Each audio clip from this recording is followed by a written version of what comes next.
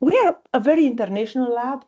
We come from, over the years, 19 different countries, and we hope to get a lot of the gray areas filled in over time.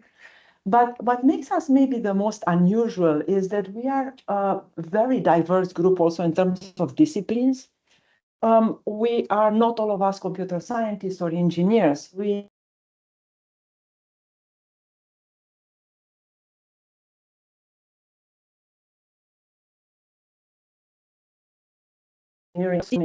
As a matter of fact, both Juliana and Alexis were pure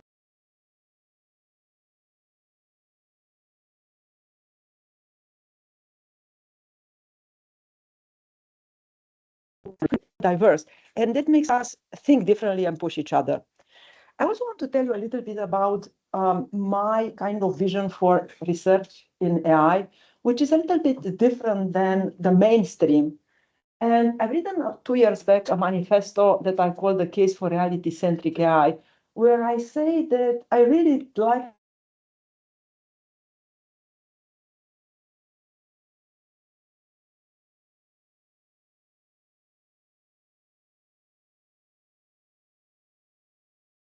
focus ML on just beating benchmarks and try to really advance piece by piece our algorithms.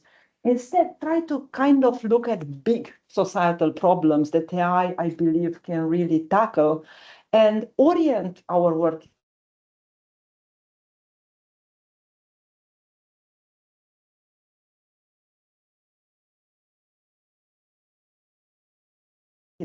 Comprehensive manifesto that has also 8 research pillars that are proposed as part of this agenda. And if you are interested, please take a look. And even more importantly, if you agree or disagree, write to me. Just very briefly, it is really aimed problem first. It also aims at dealing with the complexities of the world. Too often, people believe that the data set that they have in front of them is the real world. That is not the case. The world is a lot more complex, and the data set that you may have in front of you to do AI is not really representative of the complexities of the real world. Also, I'm very much hoping that we, all the machine learners of the world, will build an AI that's empowering rather than replacing and marginalizing for humans. So our focus is really on trying to identify big and bold problems. Our main interest currently is in healthcare and education. But over the years, I worked on many other areas, including energy grids, smart cities, finance, climate, etc. But my current interest is mainly on healthcare and education. And what we would like to do is to take complex problems that our collaborators identify and then try to define and formalize them in a way in which cutting-edge machine learning can solve. So we don't start with a solution. This is why my lab doesn't work only on reinforcement learning, only on inverse reinforcement learning, only on time series or neurosymbolic AI, or we are trying to work on whatever is necessary that's exciting and powerful to be able to address these real-world problems. However, we are not an applied research lab. We don't take existing tools and apply them, but rather we are trying to see what problems the world has where AI solutions are not yet identified, and then try to fill this gap, which may include also developing new types of AI, new strands of AI. So it is in this gap that we like to live in. We like to live in between complex, messy, difficult real-world problems and the variety of AI that exists, and try to see how this AI can be extended and transformed to address these problems. So this does require quite a lot of different ways of thinking. We are not married to any method in particular, and we are trying really to build ways of thinking that can make a difference in the problems we are trying to solve. And in this way, being in our lab is a little bit different, and some people are very happy and some people are extremely unhappy. So I always, I'm trying to say this to people who are maybe interested to join us. We are not a lab where you can build on top of past former students' research. We are not like that. You will have a new problem and a new area, and it will be up to you to fill that gap. And that requires quite a lot of courage and quite a lot of learning. And you cannot ask me who has done that before. Can I build on top? Also, there may be nothing in ML/AI that can do it, and then you may need to kind of come up with something different. But this is wonderful and sounds exciting, but it is also a challenge. At times our brains are hurting, and it's good for us that we have very diverse researchers in the lab, because they can really join forces with each other to think out of the box about the problem.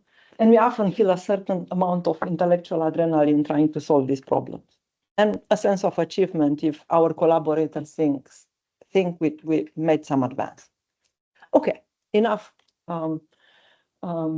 Let's say, pitch for PhD students. If you are a PhD student, please apply to our lab or talk to me after the talk. But today I want to tell you about the work we are excited to be doing in machine learning for scientific discovery. And you may wonder, what do I have really in mind here? I have in mind getting data sets that are diverse data sets, time series data sets, potentially with interventions, and try to really discover transparent equations, governing equations out of that. This is one area of our research in the lab. We're working on quite a lot of other areas, but that's one area that I decided to talk to you today, given the diversity of you, and also because I know there are quite some people working on neurosymbolic AI, which I think is a very wonderful area.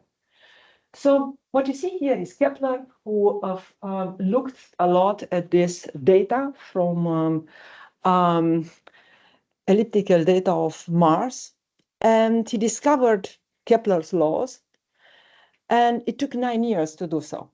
So the question is, can we really speed up scientific discovery? Can we go there much faster? And without the birth of somebody as brilliant as Kepler, can machine learning help? So the agenda today is I'm going to tell you a little bit about scientific discovery from data, including discovering ordinal differential equations and partial differential equations. Then I'm going to say, well, we have large language models. How far can they go in trying to solve these problems? And then I worked for many, many years on causality. And in my opinion, the most impactful part of causality is causality over time, looking at longitudinal data and impact of interventions over time. And I'm going to make a bold and controversial claim that the highest point, if you like, on this ladder is looking at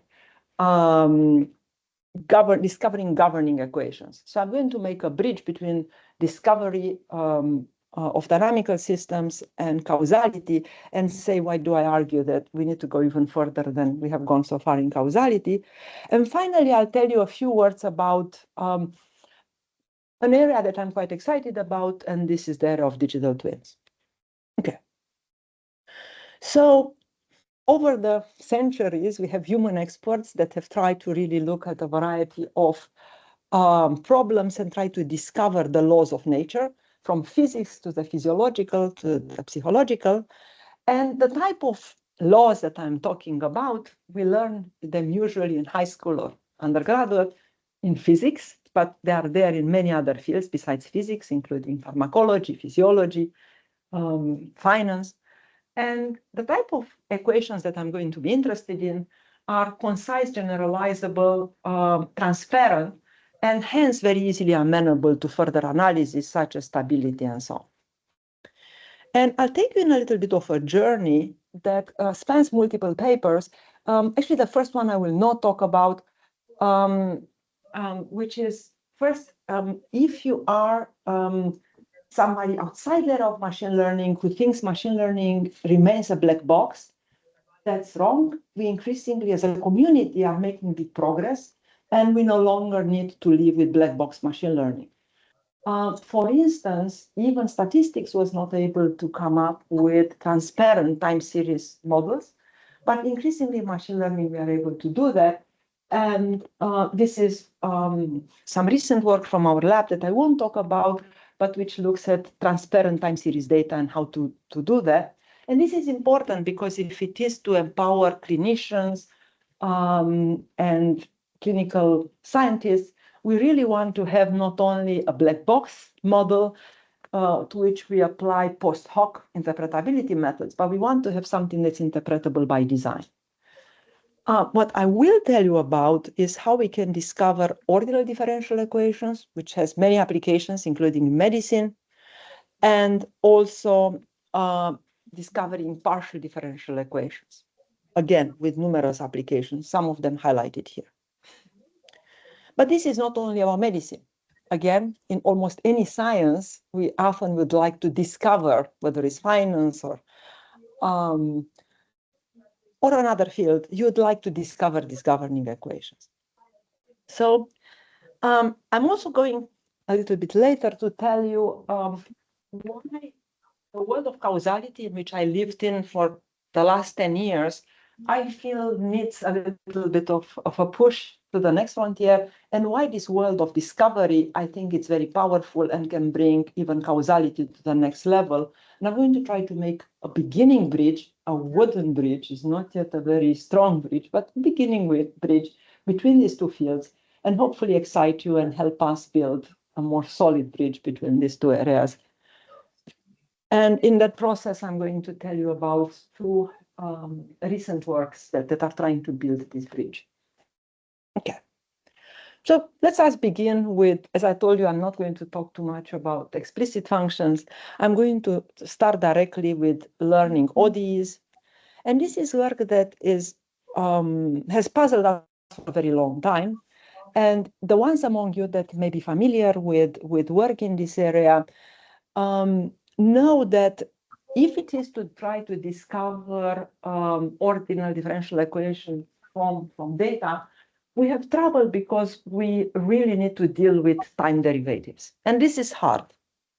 This is really a hard learning problem. So what we would like to do is we would like, given observational data, to discover the system of ordinal differential equations underlying that. I'm not talking here about neural ODEs, which are not transparent. I'm talking here about transparent equations. And we have symbolic regression, which is fantastic, but symbolic regressions has quite a lot of limitations. First, conventional symbolic regression is not applicable. And if it is to want to deal with the fact that we don't have the derivative in the data, then we can use what's called two-step symbolic regression, but usually, and as I'm going to show to you a little bit later, this one fails if we have either sporadic data, irregularly sampled data, limited data, noisy data. So this is a problem. And even if you want to stay in the black box world, our experience has shown that neural ODEs are quite fragile. If you have, again, less than perfect data, it becomes quite complex to estimate the initial condition which the neural ODEs require, and things often fail. But I have some amazing students. So Xiaoxi and Christophe have cracked this problem quite a few years back, but it's work that I still like a lot, so I like to start with it. And it shows that it required creative mathematical ideas to crack this problem originally. We are somewhere else today, but let me start with where we started this journey. So what we tried to do again was to try to use trajectories, for instance, trajectories of patients, but it could be trajectories of something else, and learn this transparent system of ODEs. And again, what is the challenge of this problem is the fact that we cannot estimate well trajectories, derivatives in settings in which the data is less than perfect. So how can we circumvent that? By piggybacking on powerful math, and that is looking at the variational formulation of ordinal differential equations, which I'm going to just briefly introduce. Bear with me, I know it's just after lunch, but I will not torture you with too much math. I'm going to try to explain what matters. What matters is that in the variational formulation of ODEs, we move away from dealing with derivatives of x to building something that's called the functional, which is the C, which is now a function of x, but not of the derivative of x. There is a derivative there, but this derivative is a derivative of g, and g is something I'm going to be able to construct. I can construct a basis that allows me to easily differentiate. So the situation becomes a lot easier. And what is shown by others, not by us, is that if this functional is equal to 0 for continuously differential functions that are vanishing at endpoint, we are able to find the solution of these differential equations correctly. We then ourselves prove a related result, which is quite powerful. And the reason this is quite powerful, so we turn this into a machine learning problem, but what's quite powerful in this theorem is not, it's the fact that we were able to use it to build something constructional. It helped us to find these Gs, to be able to build algorithms for machine learning. And in particular, one type of natural basis is the sine function. So the Fourier sine basis is a very natural basis that satisfies this. There may be others, but this is a good one. What we then are able to do is we are going for a pre-processing step where we are going to potentially even denoise or change the data. And what we are going to try to do in the process, we are going to do an optimization, but this optimization is going to be now over this functional C, which are having incorporated in them these testing functions that we selected to be the sine functions. Now, because differentiation is easy, we can apply symbolic regression and everything is fine. So it is from mathematical, if you like, insight that we were able to solve this problem. And it works. We have a variety of results. I'm just going to show you a few, but what I want to show to you is here, we don't have the ground truth. We don't have the ground truth. So in order to be able to have a discovery, we say, well, we don't know what the underlying ODE is. Let us try to keep it secret, but sample from this data with all sorts of issues into it. And compare it against the only thing that can work in this case, which is two-step symbolic regression. And many results in the paper, but just to see a few results. For instance, we are able to correctly identify the right equation, unlike two-step symbolic regression, for varying noise levels, varying step sizes, and small sample size. And we can do that not only for this type of asymmetric growth with saturation, but also for other types of systems, including chaotic systems and non-periodic systems. And this is exciting because even black box models fail in this case. So it's nice. We can also try to discover something we don't know, and we try to do that here. So we try to take clinical trials and discover effects of chemotherapy on the tumor volume. Now you will say, how do we know that this is correct? This is part of the challenge. So when we started this agenda, which is quite a few years back, we were excited to discover almost anything. But then we realized, well, it's wonderful to discover something, but you need to have somebody on the other side that is capable to verify that.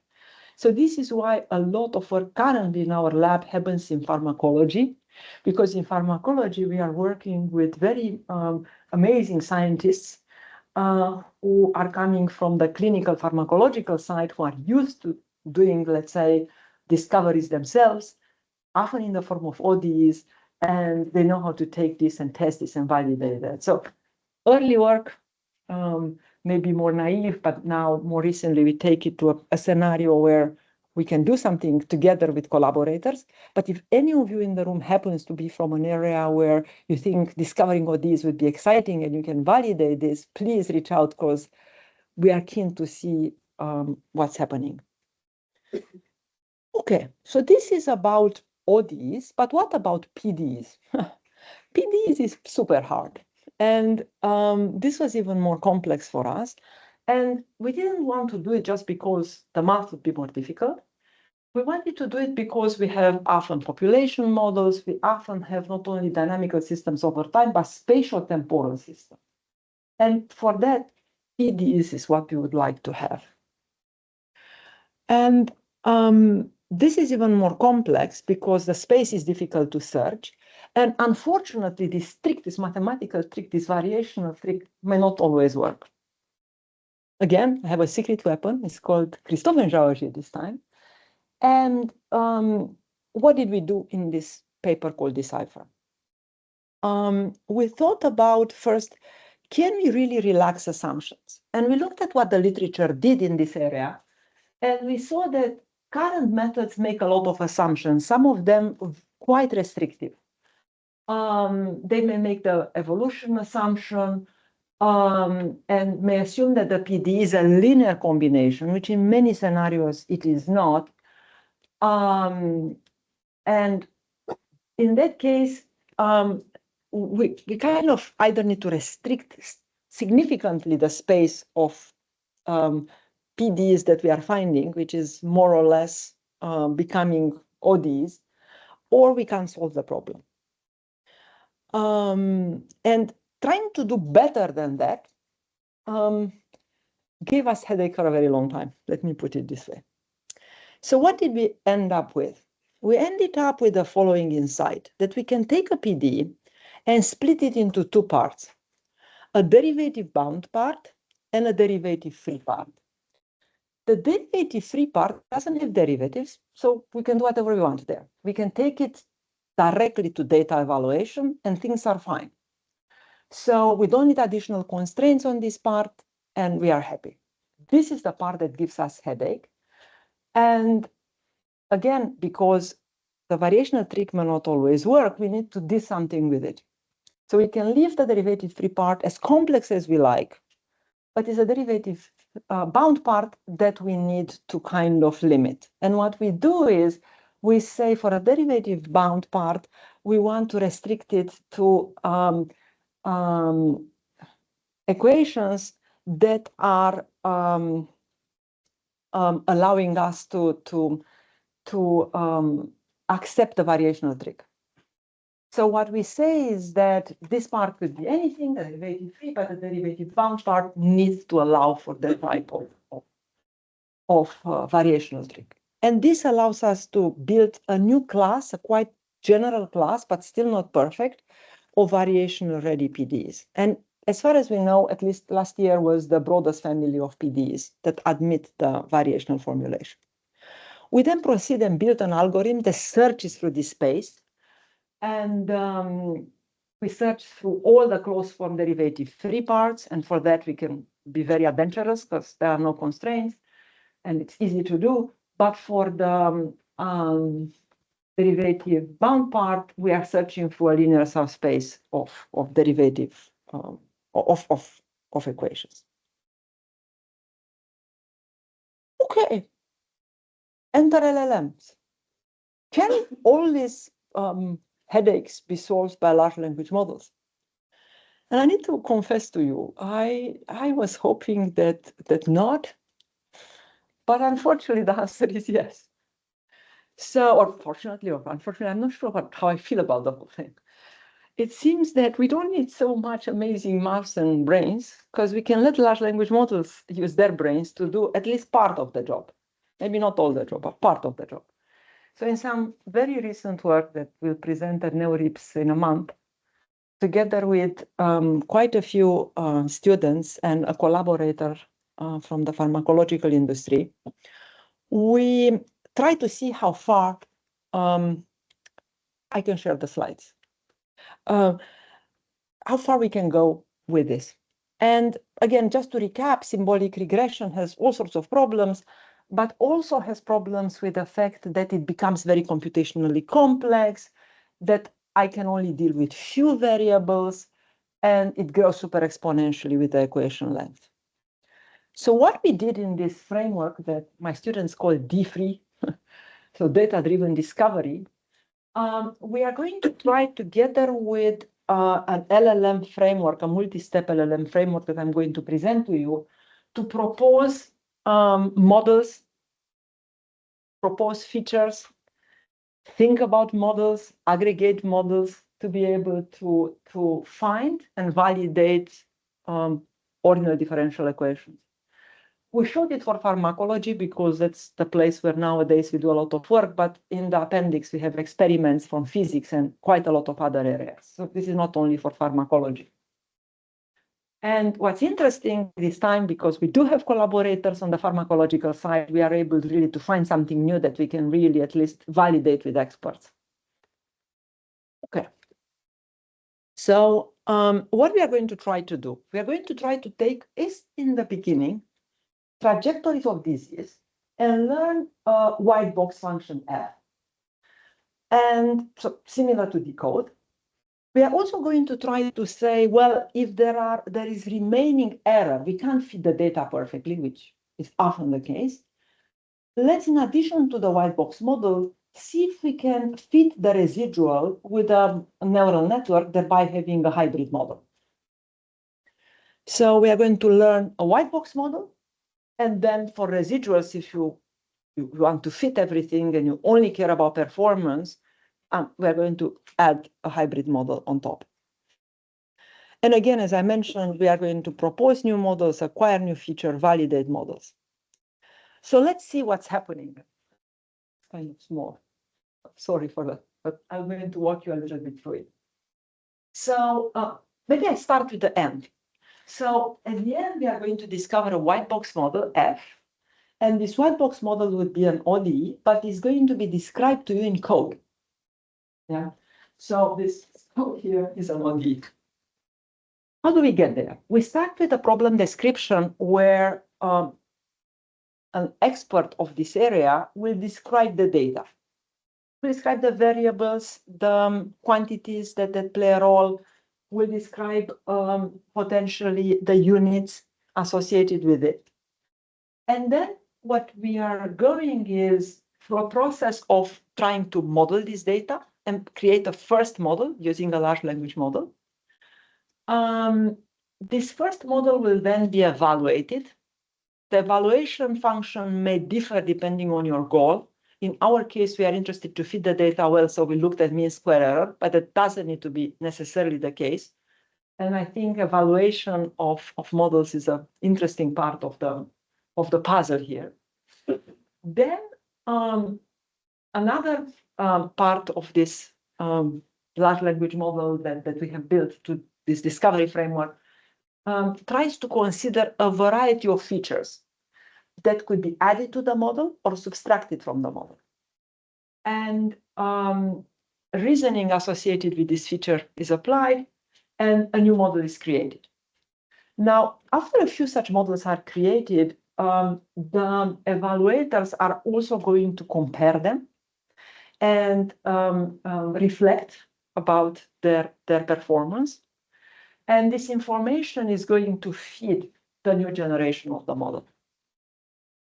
And we continue that either till we are satisfied with the mean square error, or we have sufficient number of steps and we say, this is it.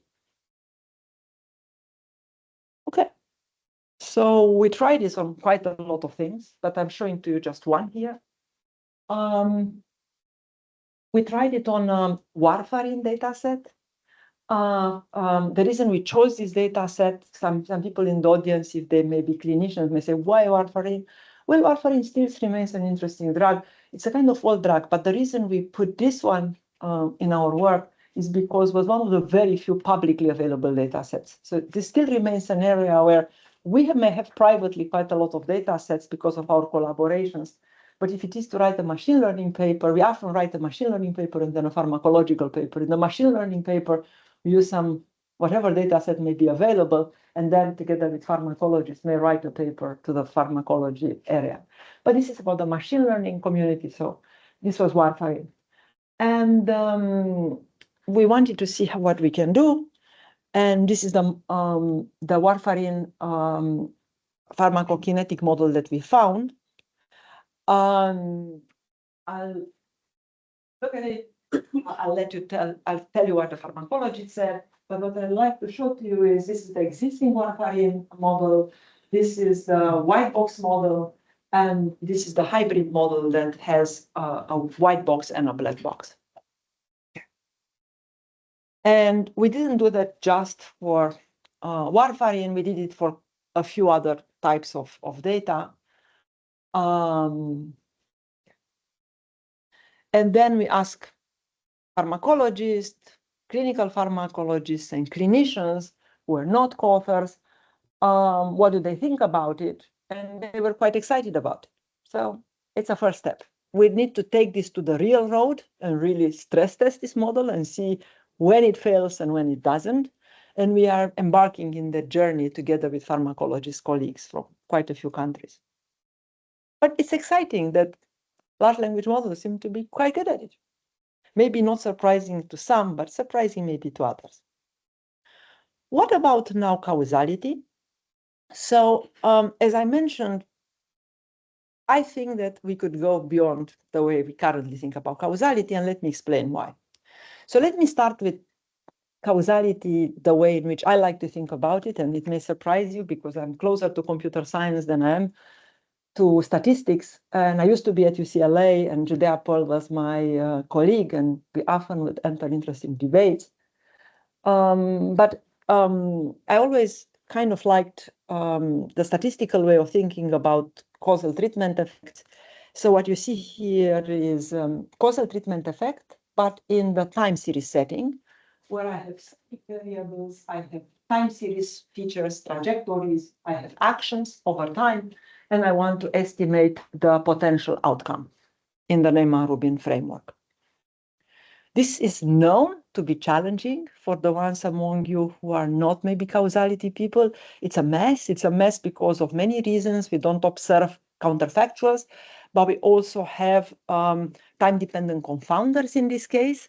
So past treatments influence future treatments and outcomes. So it is this bias from time-depending confounders that we need to deal with if we want to establish causal effect inference from observational data. And we in the causality community get headaches and write paper after paper trying to deal with some of these issues. This is a field that is very much anchored in statistics and econometrics, but also machine learning made an entry. And the way to think about it is that if you have patients that are not treated and treated, for instance, you could learn a deep learning representation of this data and try to really learn causal effects on the basis of this data, given assumptions. And indeed, in our own lab, we embarked in this agenda, maybe the very first lab that embarked in this agenda on time series effects over time, first by copying the statisticians. So the first one was marginal structural models with a recurrent neural network on top. But then we became more adventurous. We discovered what were the challenges associated with doing statistics on the data. And we moved to more and more adventurous things, from sequence-to-sequence modeling to dynamic treatment regimes to neural ODs, or temporally controlled differential equations, to dealing with informative sampling. But we were not happy. And the reason we were not happy is because our collaborators were not happy. They said, well, this is wonderful, seems to work, but it's not interpretable. And this is about treatments. So this is one. Number two, we had quite a lot of challenges because if the data is irregularly sampled, and this data, observational data, is irregularly sampled, we didn't have very elegant ways to deal with it. Initially, we were imputing, then we did these neural ODs, then we started to look at the fact that actually the information is informatively sampled, not sampled at random. But these were all big challenges we couldn't easily overcome. Also, we were quite unhappy with the assumptions we needed to make. And I will say a few words about the assumptions. So the assumptions are highlighted here, and are free assumptions. Again, for some of you may be a little bit familiar. If you come from static causality, they may be very familiar. You have looked at treatment effects over time, and completely unfamiliar if you are coming from another field. So I'll just say a few words. We have consistency, overlap, and ignorability as important assumptions we need to make if it is for us to claim that we recover this causal effect. So the assumption 2 and 3 rely on this treatment intensity process lambda. And this is, if you like, a generalization of what often is done in statistics, which is propensity scores. And then assumption 2, which is one of the ones that bothers me the most, which relates to overlap, allows that any treatment can be chosen at time t, given the past observations. And this is a very crazy and strong assumption. Anything should be possible at any moment in time.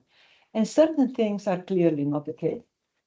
Then assumption 2.3 ensures that we have a sufficient condition to be able to estimate correctly in causality parlance the past observed trajectory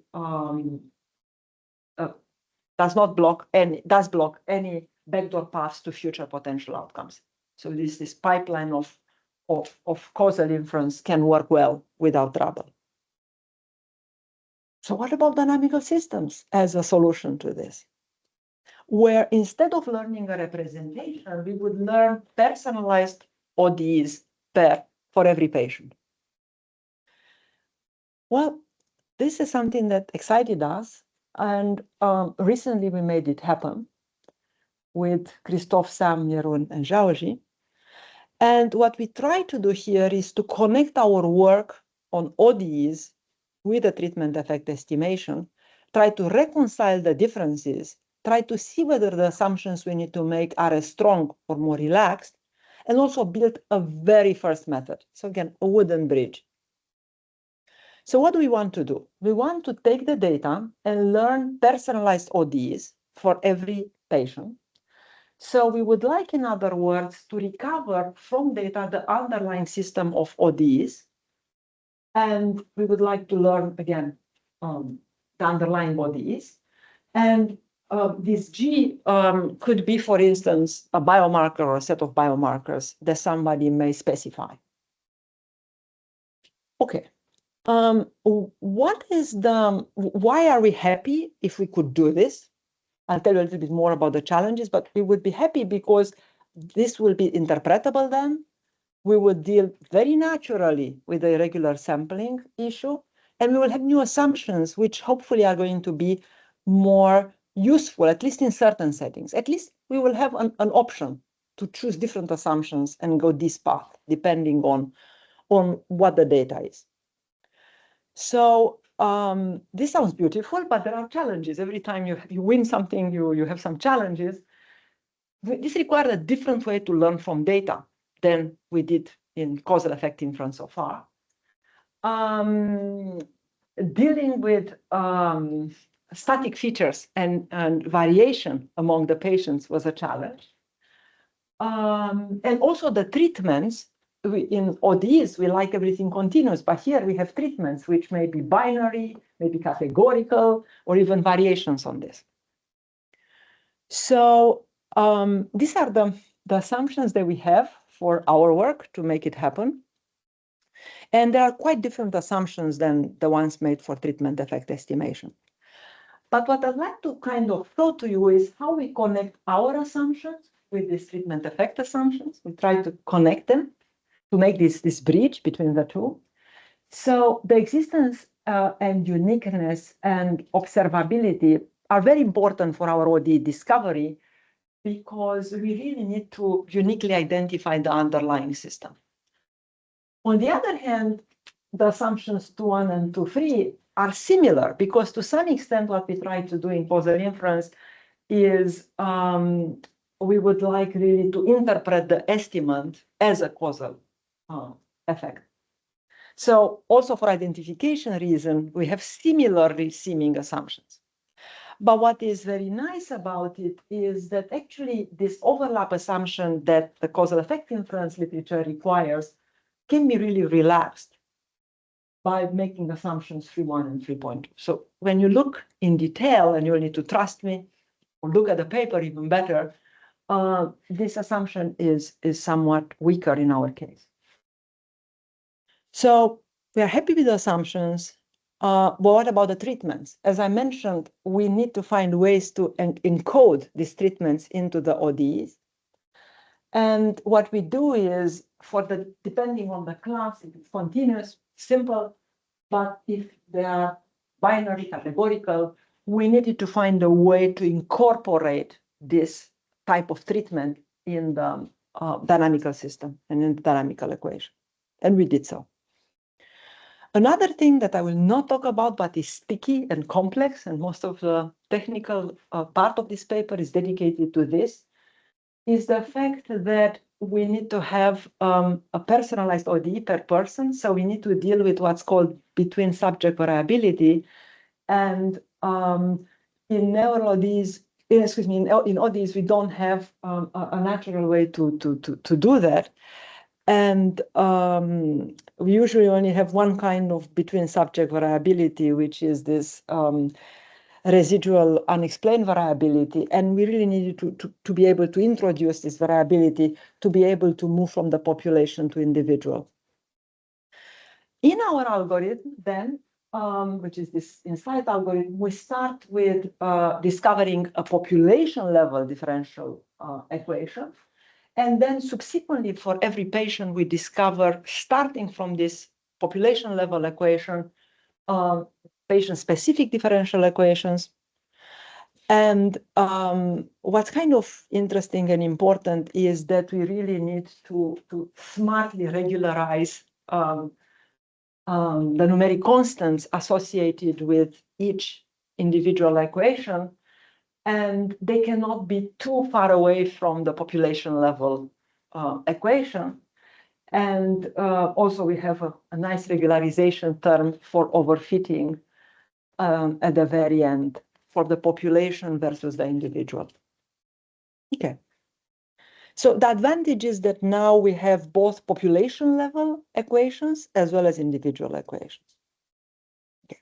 In view of time, let me just say first that there are limitations. It's a wooden bridge. A correct set of candidate functions is necessary.